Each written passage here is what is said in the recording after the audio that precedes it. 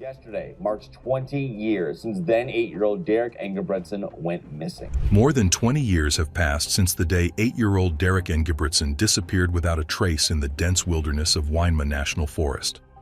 The anniversary brings renewed attention to one of the region's most puzzling missing persons cases, one that continues to haunt investigators and family members alike. In 2022, the case took an unexpected turn when a wildlife photographer named Brian was tracking deer in the same forest region. While waiting patiently in his blind, Brian captured something extraordinary. His camera lens had initially focused on a cautious black-tailed deer emerging from the underbrush, but what appeared next in the frame left him stunned. A massive, dark silhouette moved through the background, something that clearly wasn't human, nor any recognized forest animal. The photograph reignited interest in Derrick's disappearance. But to understand the full scope of this chilling mystery, we need to return to where it all began. A holiday tradition turns tragic. On December 5, 1998, the Engebretson family was embracing the holiday spirit at their comfortable home in Klamath Falls. For the Engebretson, Christmas preparations weren't complete without their annual tradition of venturing into the forest to select the perfect Christmas tree. The dense woodland, famous for its towering evergreens and pristine wilderness, transformed into a winter wonderland during December. The Engebretson had secured a special permit allowing them to harvest 3 small trees, one for their living room, another for their porch, and a third as a thoughtful gift for an elderly neighbor with mobility issues. When Derrick disappeared, I started watching everybody crumble, and I couldn't do that. If I crumbled, then that meant that everybody was just going to go worse. By early afternoon, Derrick, his father Robert, and grandfather Bob were bundled in winter gear and ready for their expedition. Derrick, a spirited third grader known for his boundless energy and fascination with nature, was particularly excited. His classmates had nicknamed him Wilderness Walker due to his endless stories about animals and outdoor adventures. When not exploring outside, Derrick would immerse himself in nature documentaries, absorbing information about wildlife with remarkable enthusiasm. That day, Derrick proudly carried his own small hatchet, feeling like a true woodsman as he trudged through the snow alongside his family. With permission to cut 3 specific trees, they ventured deeper into the forest, searching for specimens that met their criteria. Derrick, bubbling with excitement, stayed slightly ahead of his grandfather as they navigated the snowy terrain. Bob later recalled how his grandson's curiosity seemed boundless that day. At one point, Derrick spotted what appeared to be tracks in the fresh snow and eagerly asked permission to investigate them. Bob, seeing no immediate danger in the peaceful forest setting, allowed the boy to run ahead, assuming the tracks belonged to Robert, who had moved forward to scout potential trees. As Derrick dashed toward the mysterious prints, Bob noticed something unusual. The impressions in the snow seemed disproportionately large. He initially dismissed this observation, reasoning that Robert might be wearing new winter boots, or that the snow had caused the tracks to appear larger than they actually were. Robert Engebretson combed the areas around Rocky Point every weekend for nearly 2 years after the official search was called off. Because this case is still an open investigation, if you know something about Derrick's disappearance, contact the Klamath County Sheriff's Office. This momentary observation would soon become the first piece of a haunting puzzle, the moment of disappearance. When Robert and Bob regrouped to compare their findings, a horrifying realization struck them simultaneously. Derrick wasn't with either of them. Each had assumed the boy was accompanying the other. Their voices echoed through the trees as they called his name, but only the whisper of wind and distant forest sounds answered. Bob's blood ran cold as another realization hit him. Robert had approached from behind them, not from the direction Derrick had run toward. This meant the large footprints Derrick had followed belonged to someone, or something, else entirely. Panic surged through both men as they immediately set off in pursuit, following the direction Derrick had taken. Their urgency increased as nature seemed to turn against them. A sudden snowstorm descended upon the forest, drastically reducing visibility and covering any potential tracks or evidence with fresh powder. Robert made a split-second decision, racing down the mountain toward the nearest road to find help. Through sheer determination, he managed to flag down a passing vehicle and desperately requested the driver contact emergency services. Once assured help was coming, Robert rushed back uphill to continue searching with Bob. As the two men scanned the increasingly snow-covered ground, they discovered something peculiar, what appeared to be a snow angel impression. The marking resembled the kind children make by lying down and sweeping their arms and legs through snow. Initially, this sparked hope, but doubt quickly followed. Similar patterns could be created by forest animals, and the impression wasn't definitively human-made. Time was their enemy. Darkness was falling rapidly, and temperatures were plummeting. By 6 p.m., the forest had transformed from a winter wonderland into a forbidding landscape of shadows and bitter cold. The gravity of the situation weighed heavily on both men.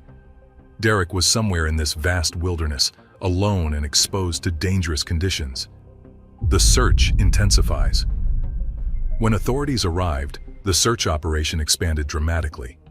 Police coordinated with forest rangers, while community members rallied to form search parties. Within hours, hundreds of volunteers were combing the forest, forming human chains to methodically cover ground. Robert refused to succumb to despair, maintaining a steely resolve despite the increasingly dire circumstances. The harsh reality was undeniable. Temperatures had dropped well below freezing, and survival experts noted that a child Derrick's age would face severe challenges in such conditions. The search effort grew to include helicopters equipped with thermal imaging technology, specialized tracking dogs, and experienced wilderness rescue teams. Yet the continuing snowfall hampered their efforts, obscuring potential evidence and making progress painfully slow. On the third day, a volunteer discovered what appeared to be child-sized footprints on a partially snow-covered rock formation. The discovery sent a surge of hope through the search teams. Robert rushed to the location, following the trail to the edge of a small stream where the tracks mysteriously ended. Nearby, searchers found something even more puzzling: a crude shelter constructed from broken branches and forest debris. The structure appeared intentionally built, sturdy enough to provide protection from snow and wind. However, Robert immediately noted disturbing details about its construction. Several of the branches had been broken with considerable force, requiring strength beyond what an 8-year-old could muster. When tracking dogs were brought to investigate the shelter, their behavior alarmed even the most experienced handlers. Rather than alerting to Derrick's scent, the animals became visibly distressed, whimpering, backing away with tails tucked between their legs, and refusing to approach the structure. Their uncharacteristic behavior sent chills through the search team. As days passed, hope diminished.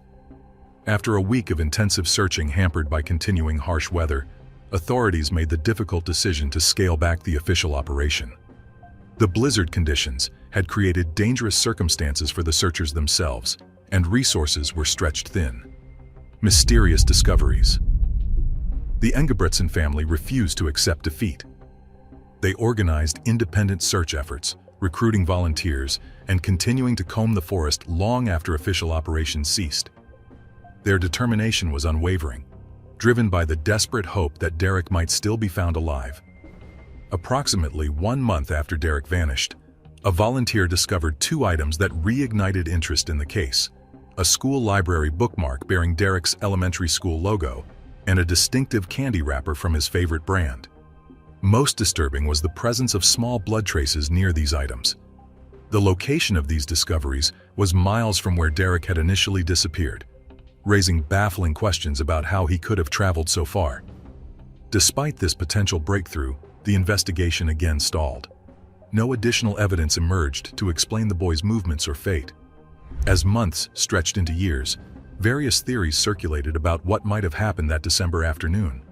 Some speculated that Derrick had been abducted, though no concrete evidence supported this hypothesis. In September 1999, an unusual development occurred when maintenance staff discovered a cryptic message scrawled on a restroom wall at a highway rest area approximately 60 miles south of where Derrick disappeared. The message appeared to reference details of the case not widely publicized, but investigators couldn't determine its authenticity or relevance. Earlier in the investigation, a witness had come forward with a potentially significant recollection. They reported seeing an unidentified adult male engaged in what appeared to be an argument with a young boy near the forest access road on the evening Derrick disappeared. At the time, the witness had assumed it was merely a parent disciplining a child, but in retrospect, the interaction seemed suspicious. Around the same time frame, Multiple hikers reported encounters with an unfamiliar man driving a blue sedan who stopped to ask for directions within the forest preserve. The individual was never identified, and his presence in the remote area during winter conditions raised questions. These incidents lent credence to the abduction theory, though conclusive evidence remained elusive. A potential suspect emerges. In 2008, the case briefly resurfaced when authorities arrested Frank James Milligan for the abduction and murder of a child in a neighboring county. Investigators explored possible connections between Milligan and Derrick's disappearance, given similarities in victim profile and geographical proximity. The arrest of Milligan sent shockwaves through the community. The 46-year-old former school janitor's subsequent crimes revealed a disturbing pattern. Milligan's victim was a 9-year-old boy with similar physical characteristics to Derrick: slight build, light brown hair, and an outgoing personality. The methodical nature of Milligan's crime suggested it wasn't his first, prompting investigators to re-examine unsolved cases throughout the region. Investigators obtained a search warrant for Milligan's former residence, meticulously examining the property for any evidence linking him to Derrick. Cadaver dogs were brought in to search the grounds, while forensic teams collected soil samples and examined Milligan's personal effects. Computer forensic specialists recovered deleted files from his hard drive, searching for any digital breadcrumbs that might connect him to the missing boy. During interrogation, Milligan displayed concerning knowledge about the Winema National Forest area, describing trails and landmarks with unexpected familiarity for someone who claimed to have visited only occasionally. This geographical awareness, combined with his documented history of manipulating children through friendly conversation, painted a troubling picture of opportunity and capability. However, several factors undermined this potential link. Milligan's established pattern involved targeting children in populated areas, schools, playgrounds, and residential neighborhoods, not remote wilderness locations. His documented crimes showed a preference for controlled environments where he could approach children without witnesses, making a forest expedition an unusual deviation from his methodology.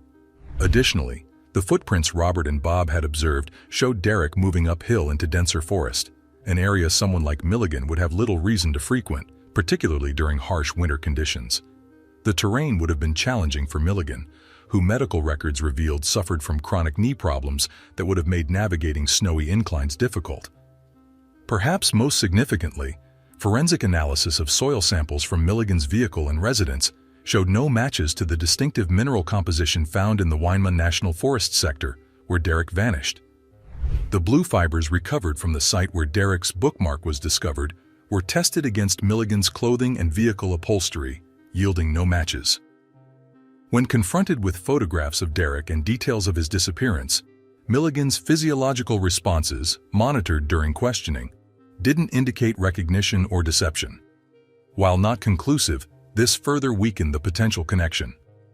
Without physical evidence connecting Milligan to Derrick's case, this investigative avenue eventually closed, leaving the mystery unsolved. Milligan was convicted for his documented crimes and sentenced to life imprisonment without possibility of parole, but the question of his involvement in Derrick's disappearance remains unanswered, another dead end in a case defined by them. The wilderness theory. Independent researcher David Paulides proposed a more unconventional explanation for Derrick's disappearance. After studying hundreds of missing persons cases across North American wilderness areas, Paulides identified disturbing patterns that defied conventional explanation.